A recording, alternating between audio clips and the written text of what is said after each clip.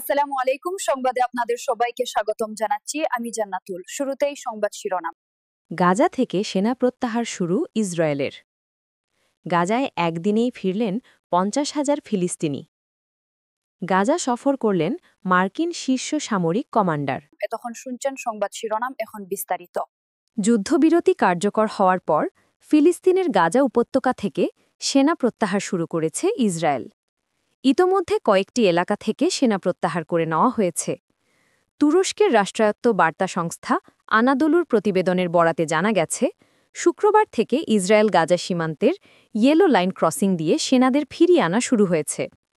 শনিবার পর্যন্ত গাজার মধ্যাঞ্চলীয় শহর গাজার সিটির শেজাইয়া, আল তুফা এবং জেইতুন এলাকা, দক্ষিণাঞ্চলীয় শহর খান ইউনিসের পূর্বাংশ এবং দক্ষিণাংশ থেকে সেনা প্রত্যাহার করা হয়েছে।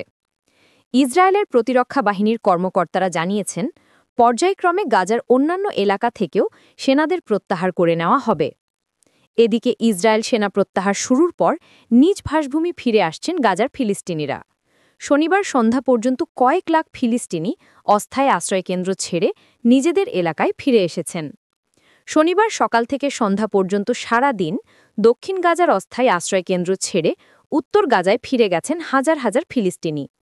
যানবাহনের পরিমাণ কম এবং তেলের সংকট থাকায় অধিকাংশ ফিলিস্তিনি যাত্রা করেছেন পায়ে হেঁটে। একইভাবে দক্ষিণ গাজার যেসব বাসিন্দা গাজার মধ্যাঞ্চলীয় শহর গাজা সিটি এবং পূর্ব গাজায় আশ্রয় নিয়েছিলেন, তারাও নিজ নিজ এলাকায় ফেরা শুরু করেছেন। বাড়ি ফেরার জন্য সমুদ্রের তীরবর্তী আল রাশিদ স্ট্রিট এবং সালাহ আল দিন রোড দুটি সড়ক ব্যবহার করছেন তারা। ইসরায়েলি বাহিনীর গত 2 বছরের অভিযানে গাজার 90% ভবন সম্পূর্ণ ধ্বংস হয়ে গেছে, বাকি 10% ভবন ক্ষতিগ্রস্ত। ধ্বংস ও ক্ষতিগ্রস্ত ভবনগুলোর একটি বড় অংশই ঘরবাড়ি। ইসরায়েলি বাহিনীর অভিযান থেকে জীবন বাঁচাতে যারা নিজেদের এলাকা ও বাড়িঘর ছেড়ে অস্থায়ী আশ্রয়কেন্দ্রে আশ্রয় নিয়েছিলেন, তাদের অধিকাংশের বাড়িঘর এখন ধ্বংসস্তূপ। যেসব ফিলিস্তিনি ইতোমধ্যে নিজ নিজ এলাকায় ফিরে গেছেন, তারা তাঁবু খাটিয়ে বসবাস করছেন। গাজার সরকারি মিডিয়া দপ্তরের কর্মকর্তারা জানিয়েছেন, যুদ্ধবিস্ত গাজা উপত্যকার ফিলিস্তিনিদের খাদ্য, স্বাস্থ্য ও মানবিক সহায়তা এবং ধ্বংসস্তূপক তলায় আটকে থাকা মৃতদের দেহাবশেষ উদ্ধার করতে ইতোমধ্যে উপত্যকা জুড়ে 5,000 মিশন শুরু হয়েছে। 29 সেপ্টেম্বর সোমবার ওয়াশিংটনে যুক্তরাষ্ট্রের প্রেসিডেন্টের সরকারি বাসভবন ও দপ্তর হোয়াইট হাউসে গাজায় যুদ্ধবিরতি সংক্রান্ত নতুন একটি পরিকল্পনার ব্যাপারে ঘোষণা দেন ট্রাম্প। ইসরায়েল এবং গাজা নিয়ন্ত্রণকারী গোষ্ঠী হামাস সম্মতি জানানোর পর 10 অক্টোবর শুক্রবার গাজায় যুদ্ধবিরতি ঘোষণা করে ইসরায়েল। 2023 সালের 7 অক্টোবর ইসরায়েলের ভূখণ্ডে ঢুকে সন্ত্রাসী হামলা চালিয়ে 1200 জনকে হত্যা করে ইসরায়েল ও হামাসের মধ্যে যুদ্ধবিরতির দ্বিতীয় দিনে শনিবার 11 অক্টোবর হাজারো বাস্তুচ্যুত ফিলিস্তিনি গাজা নগরে ফিরে এসেছেন।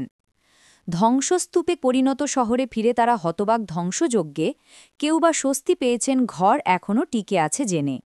খবর দ্য টাইমস অফ ইসরায়েলের। যুদ্ধবিরতির সুযোগে রাজা সালমি নামের এক ফিলিস্তিনি নারী পায়ে হেঁটে ফিরে গেছেন গাজা নগরীর নিজের বাড়িতে। কয়েক সপ্তাহের বিমান ও স্থল অভিযানে ওই অঞ্চলে তীব্র বোমাবর্ষণ হয়েছিল, যেখানে ইসরায়েলি বাহিনীর দাবি অনুযায়ী হাজারো হামাস যোদ্ধা অবস্থান করছিল। রাজার বলেন, আমরা ঘণ্টার পর ঘণ্টা হেঁটেছি। প্রতিটি পদক্ষেপে ভয়ে ও উৎকণ্ঠা ছিল বাড়িটা আদৌ আছে কিনা। তিনি যখন আল রিমাল পাড়ায় পৌঁছান, দেখেন তার ঘরটি আর নেই। এটা আর কোনো ঘর নয়, শুধু ধ্বংসস্তূপ। আমি সেখানে দাঁড়িয়ে কেঁদেছি।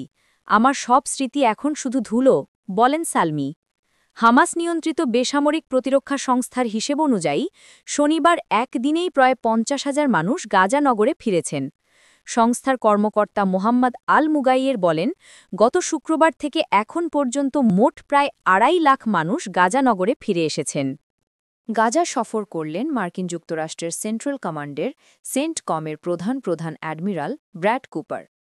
সফরের বিষয়ে শনিবার তিনি জানান, যুদ্ধোত্তর স্থিতিশীলতা নিয়ে আলোচনা করতে তিনি গাজা সফর করেছেন। এ সময় তিনি জোর দিয়ে বলেছেন, যুক্তরাষ্ট্র গাজায় কোনো সেনা মোতায়েন করবে না। সংবাদ মাধ্যম আরব নিউজ ও ডেইলি সাবাহ তাদের এক প্রতিবেদনে এই খবর জানিয়েছে। খবরে বলা হয় কুপার এক্স বা টুইটারে লিখেছেন তিনি সদ্য গাজা সফর শেষে ফিরেছেন, যেখানে তিনি সেন্ট কমের নেতৃত্বে একটি সিভিল মিলিটারি কোঅর্ডিনেশন সেন্টার গঠনের বিষয়ে আলোচনা করেছেন, যা সংঘাত পরবর্তী স্থিতিশীলতা নিশ্চিত করতে সহায়তা করবে। প্রাথমিকভাবে ২০০ মার্কিন সেনা ইসরায়েলে পৌঁছেছে, যারা প্রেসিডেন্ট ডোনাল্ড ট্রাম্পের শান্তি পরিকল্পনার আওতায় গাজায় হামাস ও ইসরায়েলের মধ্যে যুদ্ধবিরতি পর্যবেক্ষণে সহায়তা করবে। মার্কিন সেনাবাহিনী একটি বহুজাতিক টাস্ক ফোর্সের সমন্বয় করবে, যা গাজায় মোতায়েন হবে বলে ধারণা করা হচ্ছে। এতে মিশর, কাতার, তুরস্ক ও সংযুক্ত আরব আমিরাতের সেনারাও অংশ নিতে পারেন। এই বছরের আগস্টের শুরুতে ব্র্যাড কুপারকে সেন্টকমের প্রধান হিসাবে নিয়োগ দেওয়া হয়। সেন্টকম হল মধ্যপ্রাচ্যে মার্কিন সামরিক বাহিনীর কার্যক্রম তদারকি করা কমান্ড। গত বুধবার প্রেসিডেন্ট ট্রাম্প ঘোষণা দেন যে ইসরায়েল ও হামাস তার ২০ দফা শান্তি পরিকল্পনার প্রথম ধাপে সম্মত হয়েছে। এই পরিকল্পনা অনুযায়ী গাজায় যুদ্ধবিরতি কার্যকর হবে, সেখানে আটক সব ইসরায়েলি বন্দীকে মুক্তি দেওয়া হবে প্রায় ২,০০০ ফিলিস্তিনি বন্দীর বিনিময়ে, এবং ধীরে ধীরে গাজা থেকে ইসরায়েলি বাহিনী প্রত্যাহার করা হবে। পরিকল্পনার দ্বিতীয় ধাপে গাজায় হামাসবিহীন একটি নতুন প্রশাসনিক কাঠামো গঠন, ফিলিস্তিনি ও আরব ইসলামী দেশগুলো সেনা নিয়ে একটি নিরাপত্তা বাহিনী গঠন এবং হামাসের নিরস্ত্রীকরণের প্রস্তাব রয়েছে। ২০২৩ সালের অক্টোবর থেকে ইসরায়েলি হামলায় গাজায় এখন পর্যন্ত প্রায় ৬৭,২০০ ফিলিস্তিনি নিহত হয়েছেন, যাদের অধিকাংশই নারী ও শিশু, ফলে অঞ্চলটি কার্যত বসবাসের অনুপযোগী হয়ে পড়েছে।